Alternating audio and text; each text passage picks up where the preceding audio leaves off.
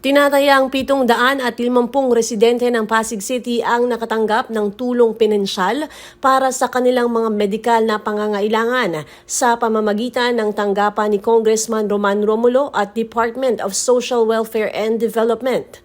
Ang programang ito ay bahagi ng Assistance to Individuals in Crisis Situations na layuning magbigay suporta sa mga individual at pamilyang dumaranas ng krisis. Ito ay nakatulong sa mga benepisyaryo para sa kanilang mga gastusin sa pagpapagamot tulad ng bayarin sa ospital, iniresetang gamot, operasyon at iba pang medikal na alalahanin. Bukod dito, nagbibigay din ng burial assistance ang Office of the Congressman bilang suporta sa mga pamilyang may pangangailangan sa pagpapalibing ng kanilang mahal sa buhay.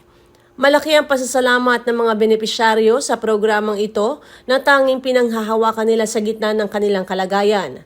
Marami sa kanila, ilang beses nang natulungan ang programa ni Romulo. Kasi ako, isa akong dialysis patient, peritoneal dialysis po. Maayos po, mababait naman po yung mga nag-a-assist sa amin. Yung programa po ni Congressman Romulo, napakaganda po, napakalaking tulong po para sa amin. Tulad ko po na isang dialysis patient, hirap sa buhay, kaya yung binibigay niya po sa amin tulong, napakalaki. Napakalaki po. Meron akong catheter na prostate, yung paghihi, hindi pa makontrol. Yung bang pagka natutulog ako sa gabi, paggising ko ng umaga, puno na. Napapahiya ako na hindi ko alam.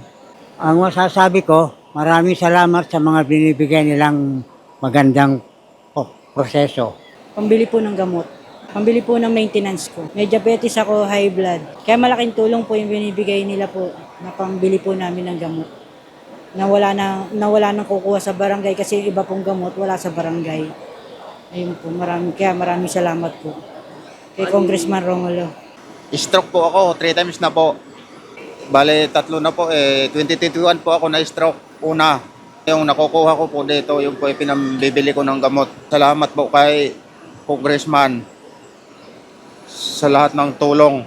Bukod sa mga medikal na tulong, patuloy ring isinusulong ng tanggapan ang iba pang mga programa para sa kapakanan ng mga residente ng Pasig gaya ng tupad o tulong panghanap buhay sa ating Disadvantaged at Displaced Workers Program na nagbibigay ng pansamantalang trabaho sa mga Pasigenyo na nangangailangan ng kita at maging pag-aayos ng PhilHealth applications upang matiyak na magkakaroon sila ng access sa mga serbisyong inihahatid ng ahensya.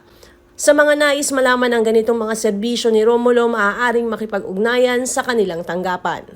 Ako si Luan Peñano para sa latest ng iNews Pasig.